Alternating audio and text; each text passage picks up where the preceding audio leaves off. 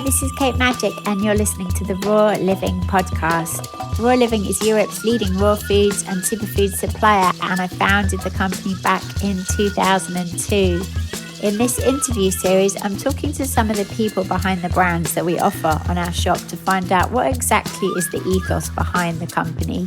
Not just the ingredients that they use and the processes that they use to create the end results, but I'm asking them other questions like how do they show respect for the environment? How do they treat their workers and their relationship to the farmers who grow the crops? All the companies that we work with are putting huge amounts of dedication and commitment into creating products that are benefiting not just you, but also the whole ecosystem, the planet, the people. And with this series, I'm hoping to show insights into that. When you're shopping with these companies, you're really not just investing in your health, you're truly investing in a better world for us all.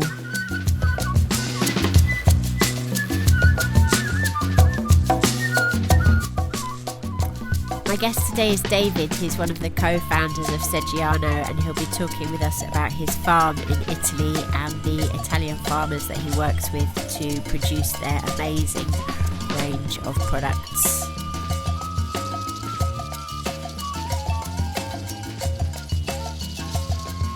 David, thank you so much for joining me today. My pleasure. So I'm a huge fan of Seggiano. I'm not sure how I came across it originally, but I know I've been eating it a long time. Your pestos are, I would say, arguably the best pestos in the world, definitely the best pestos I've ever had. And obviously I love that they're vegan. Can you just introduce yourself, first of all, and tell us how you came to found the company originally? Well, okay, my name is David Harrison, and with my partner Perry Eagleton, we met at Ciampino Airport about 40 years ago, and we've been farming in southern Tuscany, just outside the village of Seggiano, Montamiata, pretty much since then. We've got an ancient olive grove with about 500 trees, some of which are over 1,000 years old. And that's, if you like, the core of our story. We got a couple of kids, and about 30 years ago, following a request from some of our neighboring farmers, we started to promote the local olive oil.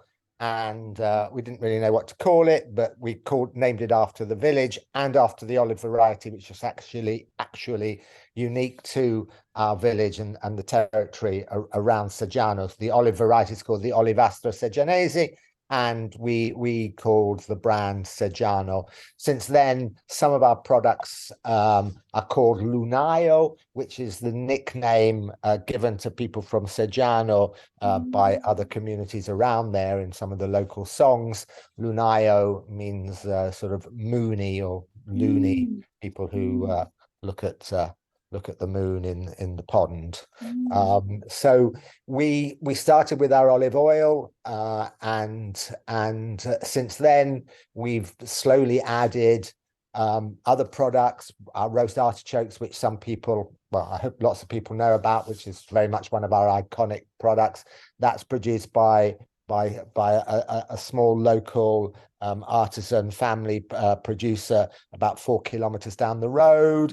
Our pasta, our certified organic pasta, Tuscan pasta, that comes from the Val d'Orcia, just on the other side of Monte Amiata, the Mount Amiata, which is where the village of Seggiano is placed, is positioned, and slowly over the last 30 odd years, we've just been adding what we consider Italy's best products, most artisan products from small producers up and down the whole of the Italian peninsula.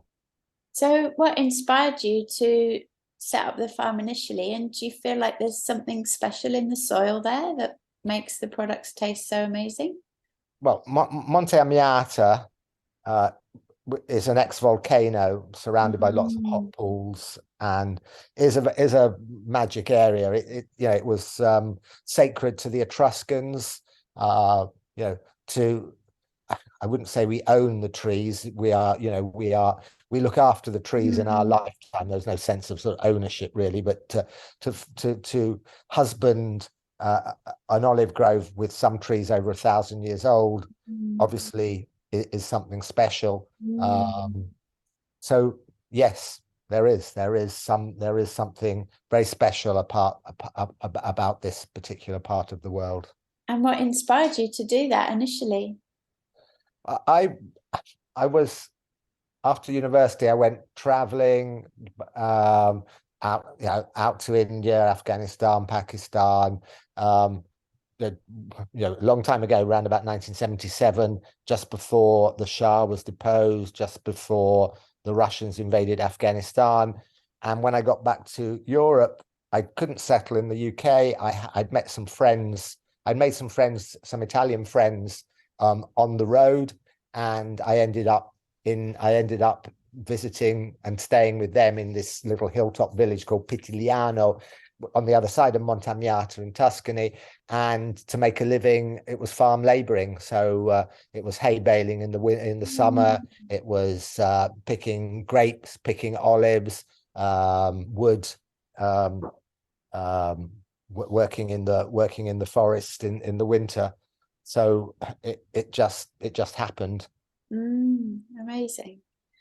Can you tell us about the basil? Because obviously that's really integral to the. You want to know about the basil pesto? Yeah.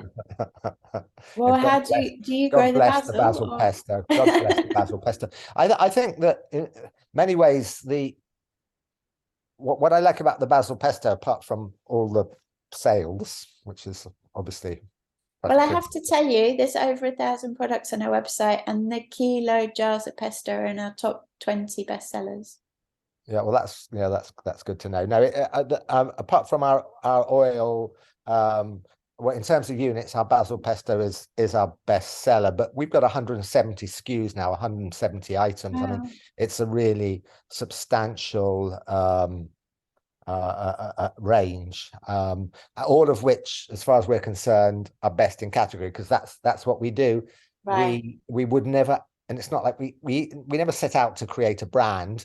We did the oil, that's fantastic, and we added the artichokes, they're fantastic.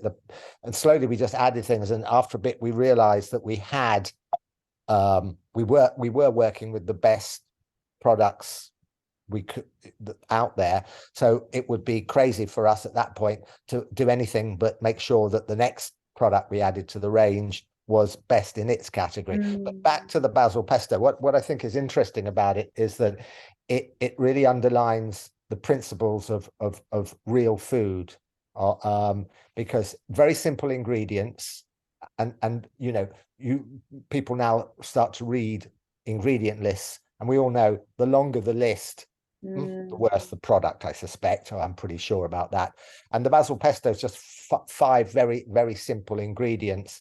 The basil, and I don't know if everybody knows about quidding, but that's the order in which you put the ingredients on a label, and you have to put the list in the correct order in terms of percentage. So obviously, if you see sugar at number 1 or number 2 or number 3 on an ingredient list, you know that there's an awful lot of sugar, too much sugar in it. But anyway, back to the basil pesto, 5 simple ingredients: the basil leaf, which is grown to organic standards, cashew nuts, pine nuts, extra virgin olive oil, which is always a very important thing for us, and sea salt. 5 simple ingredients, unpasteurized. There you go. Yeah, anybody who hasn't tasted it, we suggest you do. Do you have a specific basil farmer? Like, there's a lot of basil you must get. We work with about. Now, I mean, we're no longer a little brand like we used to be, even though we don't sell into supermarkets. We've got quite a big business in the US now, selling to the whole food chain out there. But we work with, I think, around about 40 of Italy's best artisan producers. So the family that make our basil pesto also do our tomato and basil pesto, and our black Tuscan kale pesto. I don't know if anybody tastes Yeah, I that. love That's that rather one. delicious. So we, as I said, 170 products, or so, 40 different producers. You can do the maths on that. We go to the producers. We don't just take their full range. We take the best that they do. We'll work on recipes with them. So the basil pesto, they didn't do it with extra virgin olive oil. They do the version they do for us is our recipe with extra virgin olive oil, reduced salt, etc., etc. So we're very strong on product development. My partner Perry, she manages product development, always has done. She manages product selection. We work together on that. She does all the design side. If people have seen the Seggiano Lunaio brands on the shelves, they are rather beautifully packaged. Yes, can't remember the question, so I'll stop. Did you intentionally make it vegan? We've always but we did want it to be raw, want it to have that fresh taste. And if you put in Parmesan or Pecorino Romano, you have to pasteurize it. If you pasteurize it, you lose the fresh basil fragrance. So it was an easy decision. I mean, our principles from the start have always been provenance, sustainability, organic where possible, vegan, vegetarian, clean food. That's been where we've been at the part from the start. Obviously, these are words now that are bandied about. There's lots of greenwashing, and there's lots of great producers and great companies out there doing it. But there's also a lot of companies making claims that don't really stand up. Our ethical principles were established at the start because it's who we are. I mean, our basic principle is wouldn't offer to anybody else what we wouldn't give to our children. It's fairly simple, isn't it? How's it been to watch the market change over the years? If you've been in business that long, how's it been to see all this stuff getting more popular? We've never been hugely ambitious in terms of growth. I mean, we're not a small company anymore, but I remember telling my son a few years ago, oh, we've got to 1 million turnover or whatever it was at the time. And I was sort of rather proud with myself. And he sort of looked at me and said, Dad, you've been doing this for, 15 years or whatever it was at the time. And he was sort of a bit .com generation. And that sort of shut me up. And no, we like to think, it's principles before profit, which I believe is one of the reasons, or maybe the main reason, that you selected us for your outlets in the first place. Yeah, I feel like how has the world changed? How has the retail changed? People are more aware of what they're eating, which is a good thing. Yeah. I feel like that's the commonality between everyone that we work with. It's principles over profit. That's a really good way to encapsulate it, I think. So I love the antipasti, the tomatoes and the peppers. Tell us about those. That's actually the company. That's the those are friends of ours. I have to say, I think 90% of our suppliers, our producers are friends. Amazing. I mean, the independent grocery business in the UK, it's a friendly business. It's not like the restaurant trade. It's not like the supermarket business. I think in general we're all in it obviously to make a living, but we all we believe in principles that we've already touched upon, and it's the same with our suppliers. And obviously, the core of Italian society, if you talk about Italian culture, you're talking about Italian food. Right. And anyway, the people who do the mixed antipasti are just down the road from us. The grandfather's no longer there, but we started working with the grandfather. Now we're working with his grandchildren. Oh. They do the artichokes. A lot of the artichokes they grow themselves. Again, that mixed antipasti is our it's not exactly a recipe, is it? It's our concept, our creation. Let's do this layered mixed antipasti, and we do have this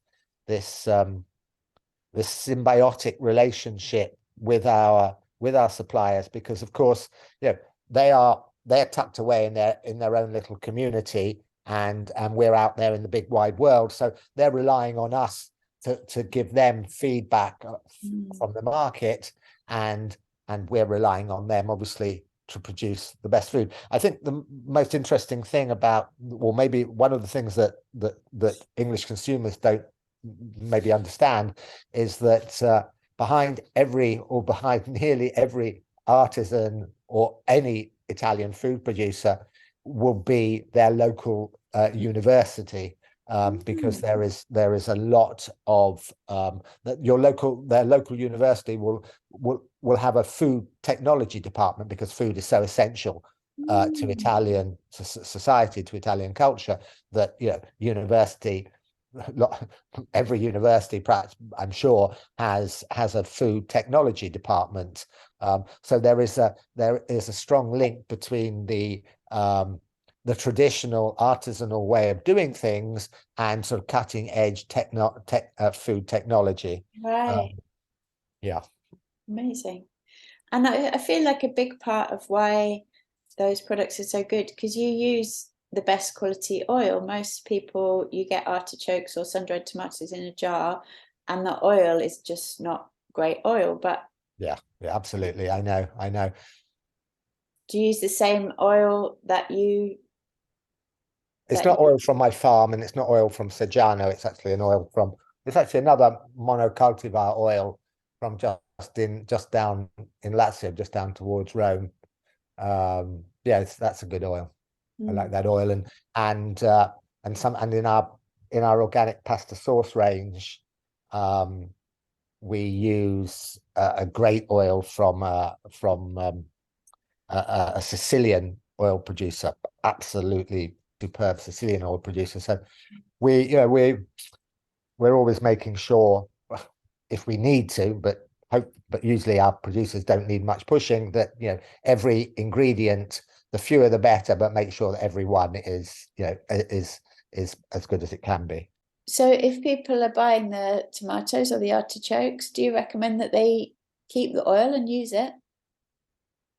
Yeah, I mean, if you drain off the roast artichoke oil, I mean, it's got that very roasted flavor to it. So I'm sure that you've got a good recipe for it. It depends how creative you are in the kitchen. You know, if you want to have a nice pepper oil, if you drain off the oil from the peppers and you've got a dish that it works in, it could be a salad, it could be this, it could be that, I don't know. You might want to use it to make a pasta sauce. Yeah, would I recommend it? But, you know, you're talking a lot about our sotto olios, about our under oils. You're talking about the artichokes, or you're talking about the peppers. You've obviously gone on a bit about the basil pesto. Thank you. But yeah, we've got, as I said, we've got a lot of products. We've got great organic pastas. We're just launching an organic range of Sicilian certified organic, low gluten index, whole grain, ancient grain Sicilian wheat pasta. We've got a range of gluten-free pastas. We've got some great organic rices. We've got honey from our local beekeeper on Amiata, or slightly south of Amiata, from Lago di Bolsena, and from a Sicilian beekeeping family, so 5-generation beekeeping family. Let's talk about the honey. Etc. Let's talk about the honey, because that's all raw as well, right? Yes, but honey's a difficult. Calling honey raw apparently is now illegal. As far as I'm concerned, there's some fairly dirty business going on in the world of honey, obviously dominated by multinationals trying to stop real honey from making valid claims. Right. Yeah. So cut that one tell out. us about your honey.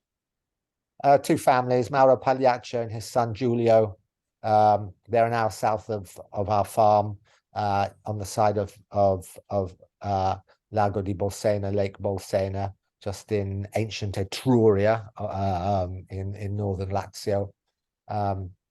Fantastic beekeeper. I mean, I've never met an unpleasant beekeeper, that's for sure. They all seem to be very lovely. The Oliva family in near Siracusa, the ancient Greek port on the east coast of Sicily. They actually, what's the word? Not cultivate or grow, breed, I suppose. They breed queens, queen Right. bees, and among other things, they physically make their own hives. Wonderful honeys as well. Right. Which is the best seller? Do you have a favorite? Well, the best seller is acacia. People seem to love the acacia honey. I mean, Hmm. honey is a very, if you love honey, I don't know which honey you like. I happen to like the heather honey from Sicily, but it's very much a personal taste, isn't it? A lot of people like chestnut honey, which has a slight bitterness to it. I can't stand it, but Right. it's incredibly popular. But our best seller is our acacia. It's because it's clear, it's limpid, Right. it's I've very never seen versatile. carrot honey before. Wild carrot is another. It's also called Queen Anne's lace. Wild carrot isn't a sort of. It's a weed that grows up in the wheat fields of Sicily, after the wheat has been harvested, and there's just the stubble. You get this weed. It's called Queen Anne's lace, wild carrot, and it produces this very thick, like almost like molasses, uh, um, toffee honey. Yeah. Amazing. And I'm just curious if you can share with us a little bit of how you look after the olive trees. You said you've got this ancient olive grove. Just sounds Yeah, so magical. I mean, pruning is a pruning olive trees is a really, really interesting subject. We have a very distinctive pruning style. The olivastra is pruned in a very distinctive way. Most trees, most olive trees, I think it's right in saying, will be tidied up possibly every year. The olivastra, maybe because it's so ancient, so the roots and the main part of the tree is so large, and the tree wants to just go up, and you've got to climb it to prune it. There's a limit to how high I can go up a ladder to pick olives. It's my ladders are only that high. They're pretty tall, but you can't send. I mean, I'm getting a bit older for this game anyway, but I can't. No longer health and safety can I be sending people up a 22-step ladder to pick olives. But anyway, we prune our olives with a chainsaw or a saw every 4 years, like a buzz cut. Like Oh, I'm seeing a picture of you on the yeah. page, pretty much like that, or even more. Right. So we have this 4-year pruning process. We prune, we got 500 trees, so roughly the grove is sort of divided into 4 in our head, if not sort of that clearly visually. So we're pruning, 25% more or less every 4 years to this very cut down level, and then over the next 3-year cycle, you're cutting down the male shoots that are coming off the main trunk, because they're just taking energy, and you're just trying to. I could go on and probably a little bit more coherently than I am doing at the moment about olive pruning. I just remember that a lesson I was given 40 years ago by this old guy when I was living in Piscigliano. He said, "You're pruning a tree so that a dove can flutter around in the center." Oh, So a tree needs to breathe, it needs air, it needs sunlight. But obviously you can't prune it too much because you want it to produce olives. But anyway, we prune in now. this is the pruning season. Is it an annual thing?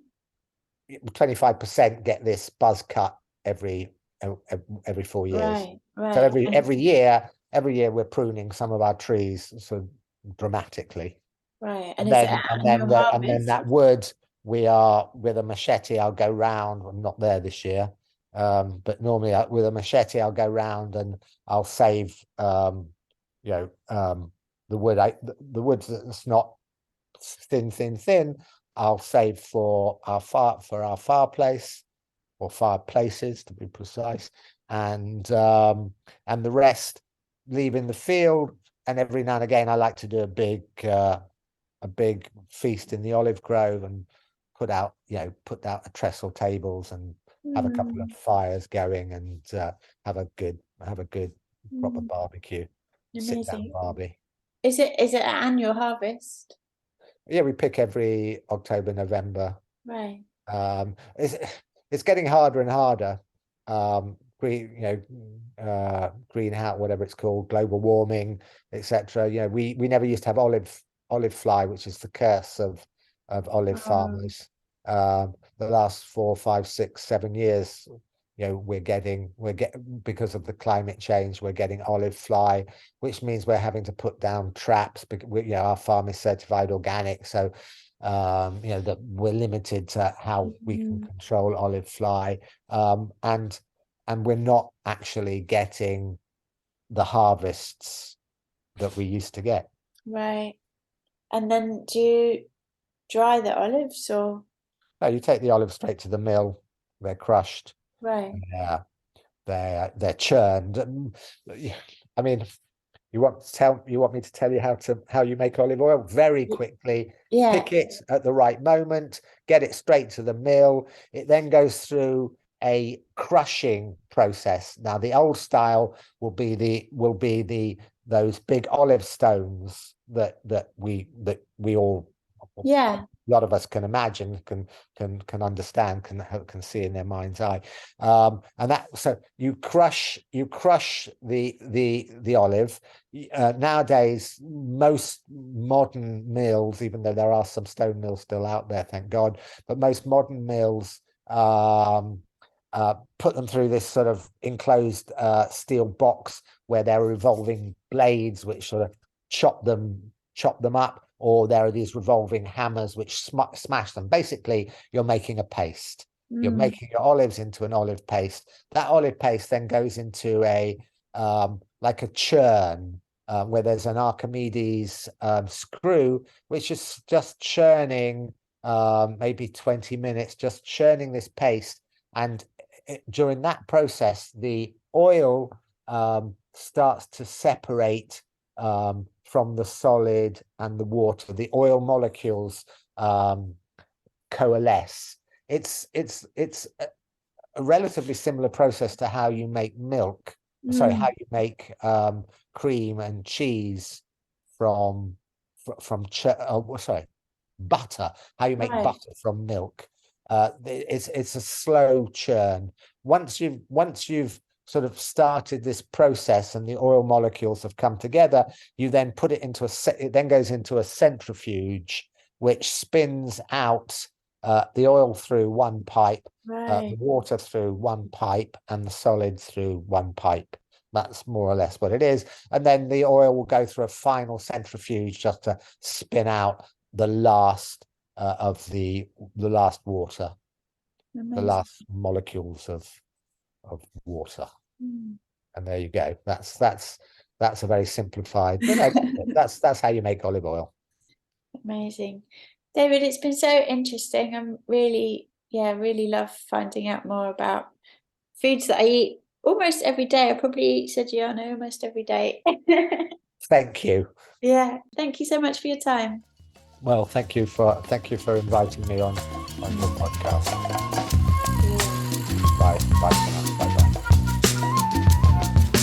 Thank you for listening. You can check out the products we've been talking about by visiting Raw Living, rawliving.co.uk. And if you haven't got an account already, then do sign up. You get £5 off your first order. And also, please do like, subscribe and share this podcast. It really does help.